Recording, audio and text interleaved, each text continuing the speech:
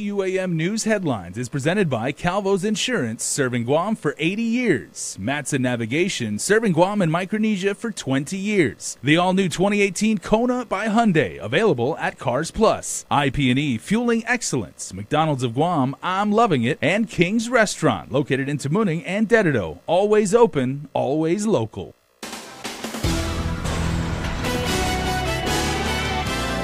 Coming up on your primetime newscast, a pair of tragic road deaths and two separate families mourning their loss. We hear from them tonight. Plus, public health officials go before lawmakers with the issue being medicinal marijuana. And also, several months after the direct threat from North Korea, tourism officials discuss the latest numbers from arrivals from Japan. Good evening, everybody. I'm Jason Salas, and these are tonight's top stories.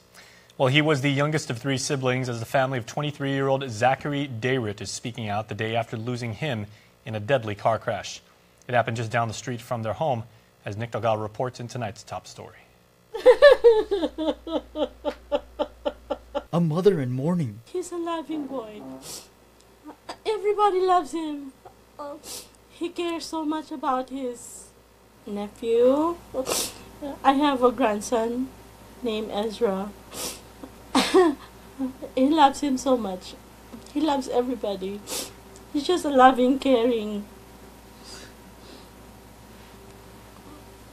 He's such a good boy. Stella Flores David walked around her youngest son's bedroom, showing us how he liked to work out, his uniform from when he was in his high school's JROTC program, his dogs, and the drum set he would always play while at home. Is this a nightmare or something?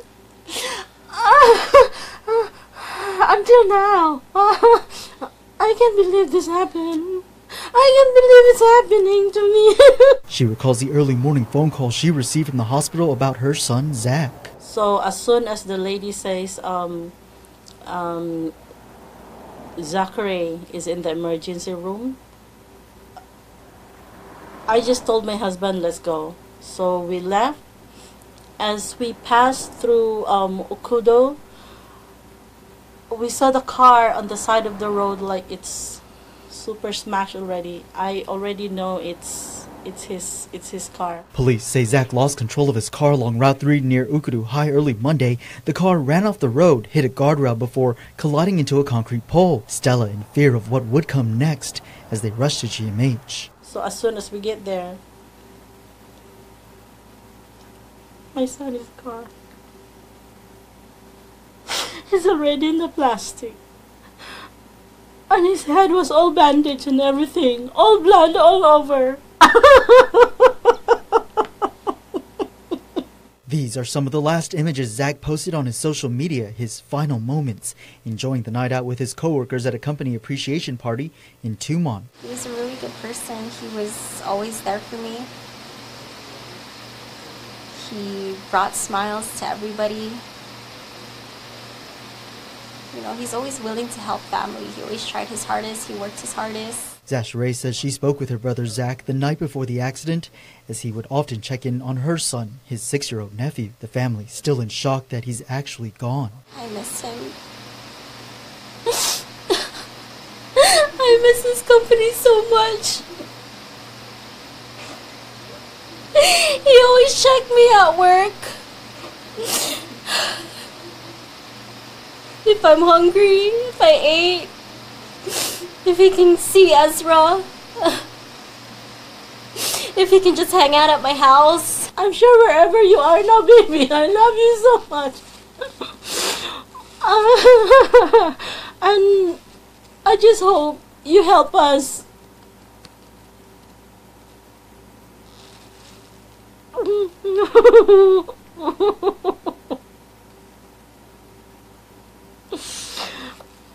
Because I don't know how to go on like this.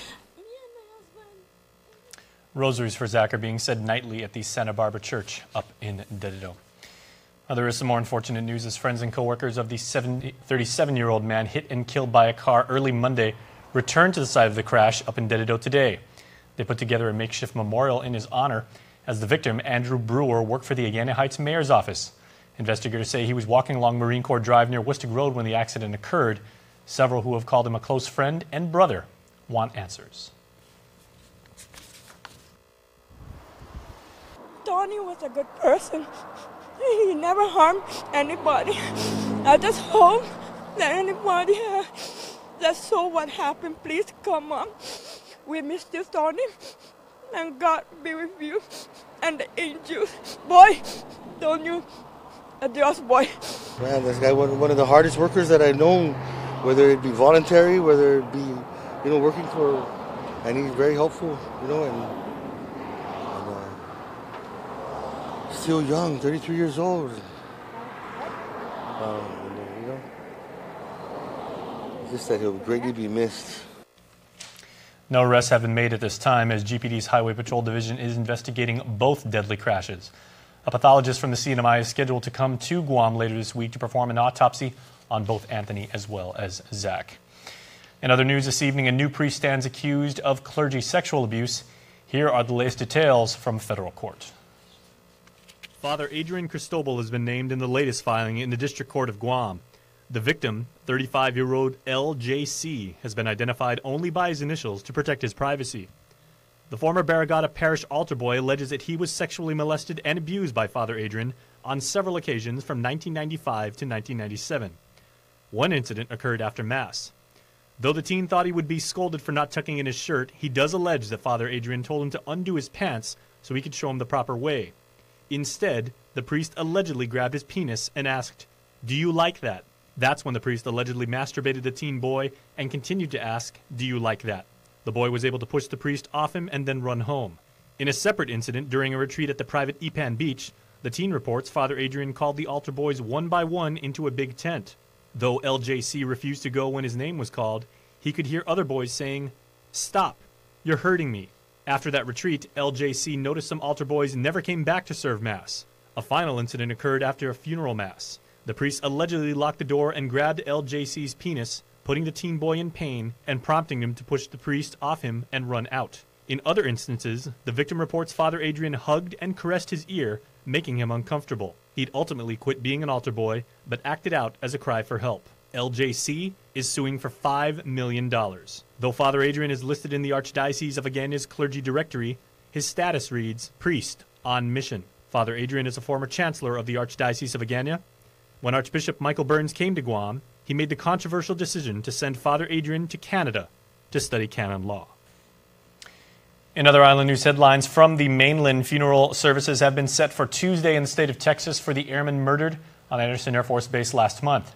Airman First Class Bradley Hale's body was flown to his home in Montgomery in the Lone Star State. An autopsy revealed that he'd been slashed on his neck. He was found dead inside the base quarters, and now investigators have yet to release new details since confirming a suspect, an airman as well, was taken into custody after a knife was found at the scene. The airman was read his rights and placed in pretrial confinement in suspicion of murder or manslaughter, but officials have yet to be filed. The military says a homicide investigation is ongoing. As for the time being, Hale will be laid to rest at the Houston National Cemetery. From court, a mother accused of nearly killing her 1-year-old more than 2 years ago is set to plead guilty to the charges against her this month. Chrissy Manley appeared in court today, telling the judge she's voluntarily seeking counseling. She was arrested in March of 2016, along with Joe Duenas Jr. after the child was admitted to the hospital. KUAM News files show Duenas is accused of holding a flame close to the child, while Manley is accused of striking the baby after being fed up with his crime. She faces charges of attempted murder, aggravated assault, child abuse, and family violence. Details of the plea agreement have not yet been published. A change of plea hearing is now set for April the 23rd to allow the prosecution to make corrections to the agreement. Elsewhere, a South Korean soccer player accused of rape has been allowed to return home until his pretrial conference and jury trial this summer. Byung-Oh Kim has since pleaded not guilty to multiple criminal sexual conduct charges, as in January, the victim alleged she had been raped by Kim at the Leo Palace. She eventually got away running into a security guard who then helped her to call police. Kim is an attacker for the Sangju Sangmu team with the Republic of Korea Army. He must check in via phone or email with probation on Guam and is ordered to stay within the confines of the military base. Kim's scheduled to return to Guam to continue his case in mid-July. Well, the Department of Public Health and Social Services and other news took the hot seat before senators Tuesday afternoon. And among other concerns, senators and patients were left wondering when the medicinal marijuana program will finally be ready to roll out. This comes after senators passed a final form of more rules and regulations, as Carmen Terlahi has in our next report.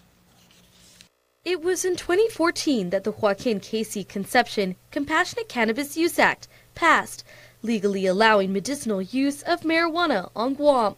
Fast forward 4 years later, of the 118 patients who picked up applications, only 13 are certified, including Jonathan Savares. There's patients that are discouraged. There are patients who generally need help, who are being discouraged because this program's sitting here still. It's not moving. We're at a stalemate. We've been doing this since 2014. Public health officials saying the rules and regs have been passed, but they're missing some fine details. Dr. Kaneshiro. Since we don't have any money for actually a tracking system, we're actually doing a request for interest to see how much it actually costs to acquire one. In the meantime, the program itself, there is no staff. We never got staff for that program. It's just me and a secretary that's actually been holding down this program. Not to mention, no one has applied for the $1 million independent lab. They need to quality check marijuana, though public health says one entity would be willing with the catch. There was a comment from one entity that said they were willing to do the lab if there was a law that said they would be the only lab for the first 5 years so they can recoup their investment. Though ultimately, Savares says public health must also educate the public so more patients won't be afraid to sign up. Nobody's saying, hey, we're going to protect our patients. Nobody's going to protect me. I'm scared. I'm scared going to school, driving around, because if I get pulled over, if this cop does not know the law, and I'm going to stand there and argue with the police officer on the side of the road, I'm pretty sure I'm going to jail. Senators and patients agreeing it's been too long of a wait. Reporting for Guam News Network, I'm Carmen Victoria Terlahi. Well, senators were busy today also discussing public health inspections. Inspectors say they work closely with restaurant owners to correct any violations, though that department is swamped with checking thousands of facilities with limited staff. For some restaurants, that means it's their first inspection in some 3.5 years, with Chief of Environmental Health Tom Nadeau saying, quote, "Granted, food safety is a top priority, but we also have competing priorities," end quote. Senators suggested that public health publish informational pamphlets about health and safety tips, perhaps increasing the penalty fees to reopen to discourage uncleanly practices. And we're going to stay with that agency as public health also addressed the confusion between the MIP program and St. Dominic's Senior Care. They stated that the audit that found patients ineligible was only preliminary and that nothing is final. Officials also clarifying that the medically indigent program does not cover custodial care. Senators said they're all ready to help public health if it ever comes to a change in services. Well, we are going to take a quick commercial break, everybody, but please keep watching and keep streaming us. This is Primetime on KUAM. There are more ways to experience KUAM News than any other source on Guam. Download the KUAM News app for your Apple or Android device for 24/7 news, sports, videos, weather, streaming with KUAM radio, and important news alerts. And stay connected at home with Guam's first app for Apple TV. All available now from the App Store.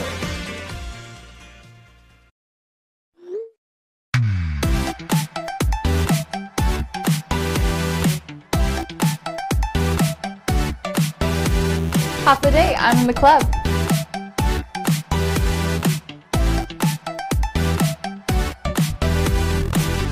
Half a day, welcome to Two Lovers Point. Half a day, I'm in the club.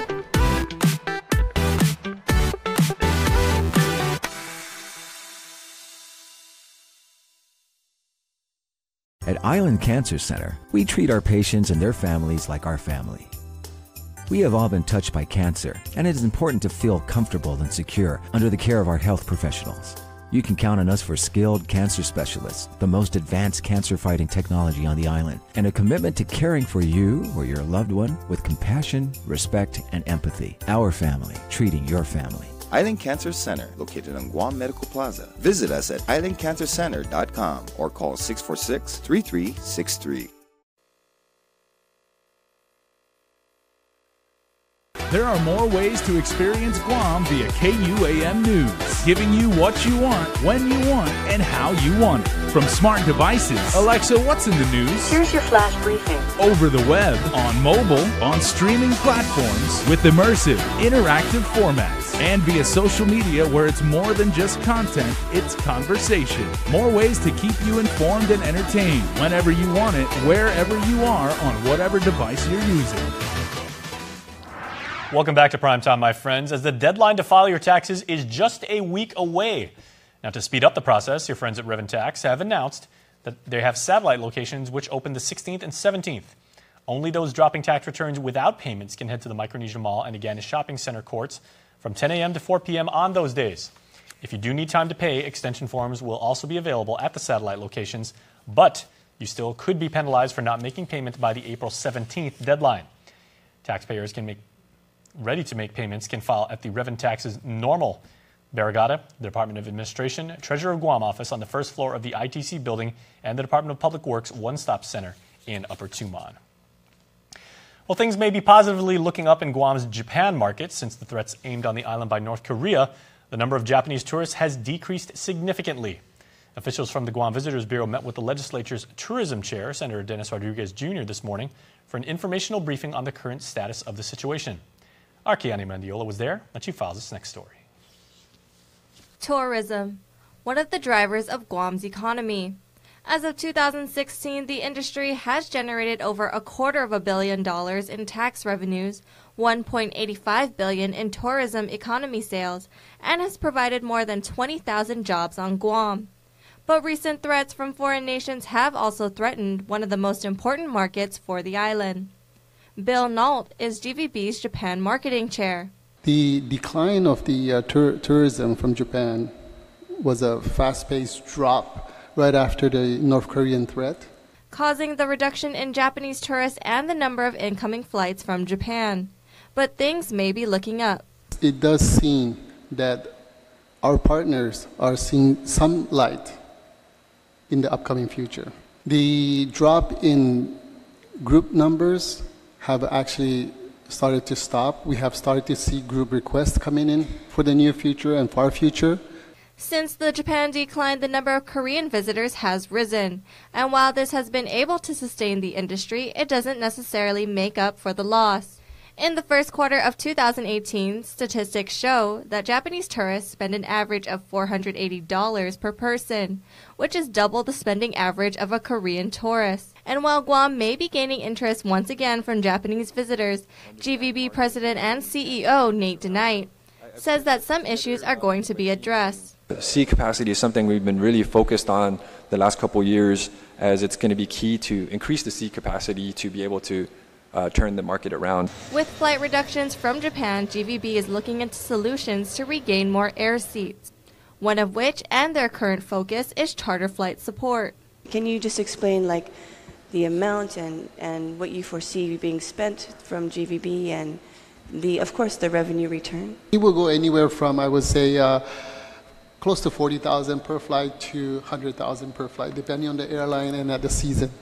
Yeah, and so what we did is, so once they guarantee their flight, they have to make sure that they sell the seats because they guarantee all the seats. So we wanted to provide marketing support for those flights to make sure that they're full and they can be able to sustain those flights and encourage them to do more flights. And so we started the program.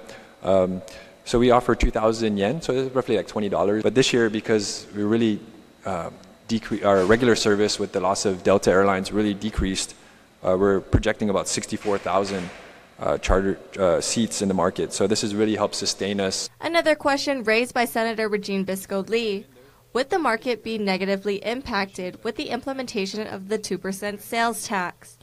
GVB's research committee is currently doing a poll with its 400 members, but acting Japan manager Hiroshi Kaneko says it shouldn't. Japanese people is familiar with this kind of tax. So even if that sales tax in Guam is effective on the 1st of October, I don't see any negative impact, especially for the consumption, spending in Guam. GVB expects to have their poll results within 3 weeks and will then turn them over to the committee. Reporting for Guam's News Network, I'm Kiani Mandiola. And Kiani also adds that the impacts of medicinal marijuana on the Japan market were also discussed at today's briefing. And following that story, United Airlines is doing their part to help boost the Japanese market, as the company has just announced a total of 20 additional flights from Narita and Nagoya to Guam, running from August 2nd to the 27th.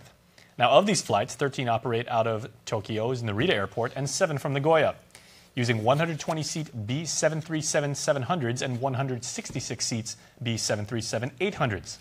The additional flights will help to meet the high Japanese travel demand during the summer holidays.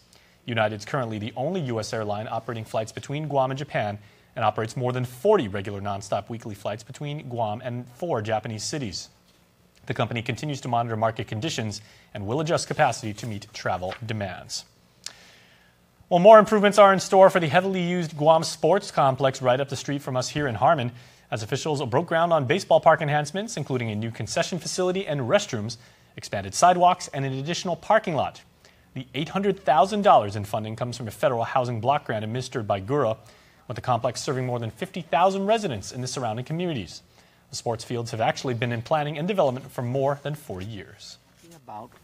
I think he even had a drawing at the time, years ago, about his dream about this complex over here.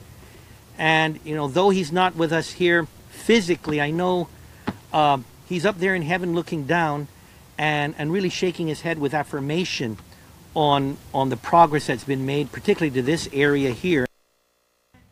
Well, the late commissioner who the governor mentioned, Greg Calvo, was a longtime supporter of leagues playing America's pastime. The enhancement projects are expected to be completed by the end of the year. And also tonight, women business owners and executives swept this year's Small Business Awards.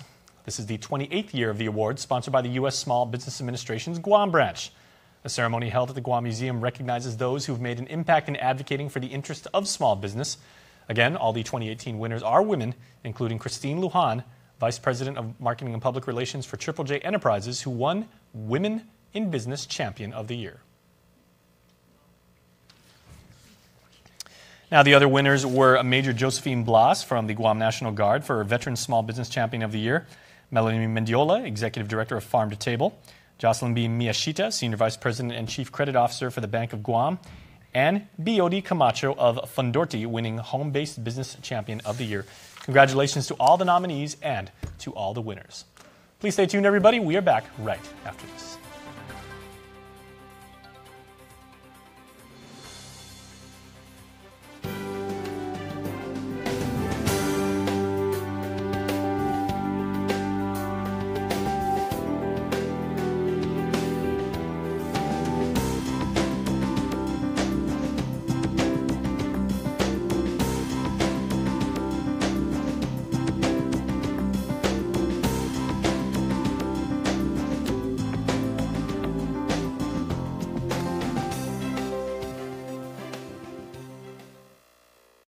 We only have 30 seconds to describe the newest specialty flavor in the Signature Crafted Recipes collection by McDonald's, Garlic White Cheddar. It's layered with a slice of smooth, perfectly melty white cheddar cheese, a crunchy medley of tasty, crispy garlic chips, a dramatic drizzle of smooth, delicious, and flavorful, delectably creamy garlic aioli, all come together with a mouth-wateringly juicy tomato slice and crisp iceberg lettuce atop crispy buttermilk chicken on a soft, warm artisan roll. Luckily, you can take all the time you need to savor every bite. The Signature Crafted Recipes collection by McDonald's. KUAM Sports is presented by Triple J.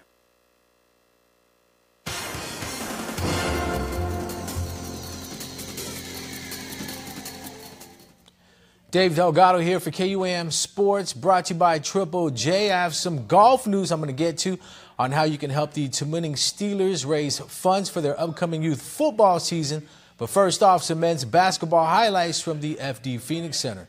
Check it out. The Filipino Sports Association of Guam kicked off their 17th annual basketball season over at the FD Phoenix Center. This season's FSAG, Senator Dennis Rodriguez League, opened with a prayer from Mr. Danilo Tamata and speeches from Senator Rodriguez and Senator Jim Espaldon. John Bismarck faced White Chen all around in the opener. White Chen's Reggie Rechabong buries the three from the corner. Sevi Siswico finished the game with a team-high 28 points. Jeff Serrano with the assist to Siswico. John Bismarck led 78-76 down the stretch. Irv Jose scored a game-high 31 points. Jose gets the ball back from Rechabong and drains the shot from long range. Up 82-81 with .4 left in regulation. Sevi Siswico hit a free throw after getting fouled to seal the deal for John Bismarck. 83-81. Teammate J.P. Cruz chipped in with 24 points in the win. U15 boys national basketball team tryouts were held this past weekend at the Guam Basketball Training Center in Teason.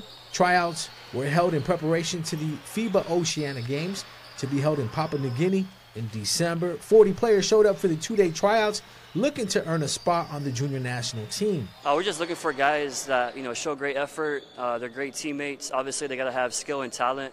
But, as the old adage says, we're not looking for the 12 best players, but we're looking for the 12 best guys that work together as a team.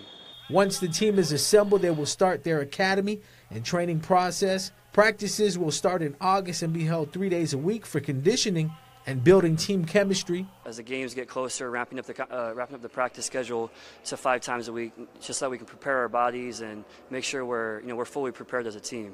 This will be the first time Guam will be represented in this age group. Guam has done well in the U17 competition, bringing home a bronze medal recently. And the under-17s last summer, our team, played New Zealand very, very closely, lost by, a low amount, which was great, great progress for our island. So we're just trying to continue closing that gap between Australia and New Zealand each year, and eventually we feel like we can compete with them. Coach Tipton says he appreciates the work coaches have put into the players that attended the tryout sessions. You can tell that their coaches are spending the time teaching them the fundamentals, the details, and it's really cool to finally see this age group and just seeing the hard work that the coaches are putting in with their kids and their programs. The second annual Tumuning Steelers fundraising golf tournament will be held on April 14th at Starts Guam Golf Resort. Showtime is at 10:30 in the morning. Shotgun time scheduled for 12. The format is two-man select best ball. Cost is $125 per golfer, $225 per team, $400 for foursome. Proceeds will go towards equipment and help offset operation costs of running a team. Awards banquet after the tournament with great raffles, air conditioners, TVs, and more. Contact Steve Uggan at 688-3901 or Alan Bland at 747-3157 to register or to get some more information. You can also check out the organization's Facebook page at Tumuning Steelers. Any sponsors out there that want to help sponsor a player or a team or make a contribution, make sure to hit them up. Well, that's going to do it for sports. We're back right after this. We're celebrating our 135th anniversary today, both in the outlying regions on which we hub and also here in Guam itself. It means so much to our team here in Guam. It means a lot to us in the Matson management team, because what it says is we're here to stay. It's a real physical manifestation of our commitment to this region. It's so important that we hire locally, we develop talent locally, we train locally. What's been a wonderful addition to our approach there is that many of the people who started off in Guam have gone off into significant leadership roles elsewhere in the company. This is our headquarters here in Guam in Micronesia. And when we talk about putting down our roots, it's not just doing business, it's about everything we do with our friends, our customers, and our employees. I believe that nobody can replicate what we do, and that's why we have such a great team and such a great service and why we're successful. This is our home, this is our life, and we're happy to make a difference in everyone else's life. Guam is more than a tiny island in the Pacific.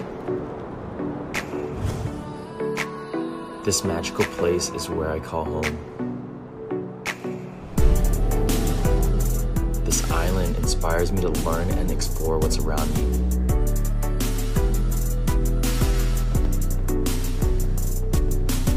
It teaches me that there are no shortcuts in life and that the long way home may just be the scenic route. And that even the dirt roads can lead you to beautiful destinations.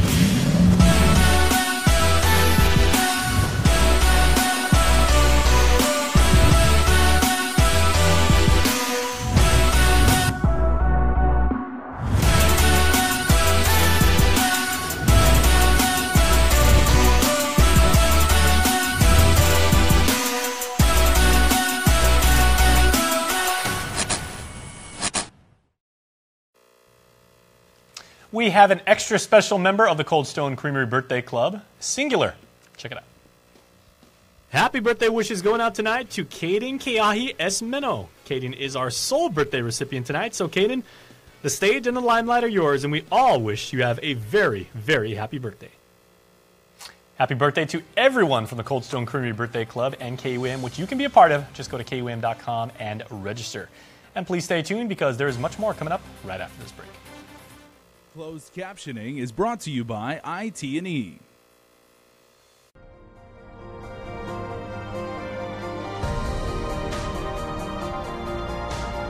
Health, home, and lifestyle. Presented by Paradise Fitness Center, changing lives since 1996.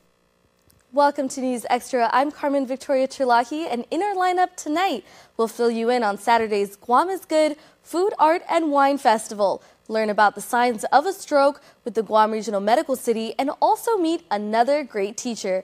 But first, here's Nurse Jen with Health Check. Health Check.